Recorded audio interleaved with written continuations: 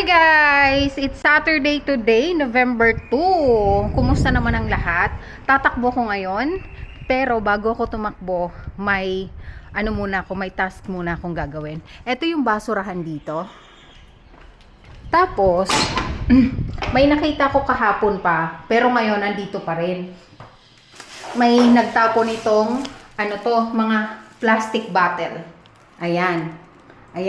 Alam nyo ba dito sa Israel, pwede kang mamulot ng mga plastic bottles. May mga nakikita talaga akong namumulot. Tapos, nung isang araw, pagdaan ko doon sa isang grocery store, may nakita ko ng parang bago lang siya, kakalagay nila machine. Hindi ko alam kung paano gamitin, pero parang doon mo isusuksok tong mga bottles na to, tapos babayaran ka yata. So ngayon, since nakita ko to dito, susubukan ko!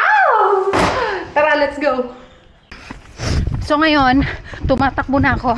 Ito yung mga plastic bottles. Papunta ako dun sa store. Hindi ko kasi masyadong alam kung gumagana yung machine kahit Sabado. Kasi yung grocery store, panigurado, sarado yon kasi Sabado ngayon. Yung machine, I'm not so sure. Pero itatry ko pa rin. Hi guys! So, nakarating na nga ako dito sa area kung nasaan yung machine. Dito yung nakalagay. Kaya lang, Sabado ngayon, sarado pala siya. So ngayon, alam ko na every Saturday sarado siya. Ang dami pa namang plastic bottles dito.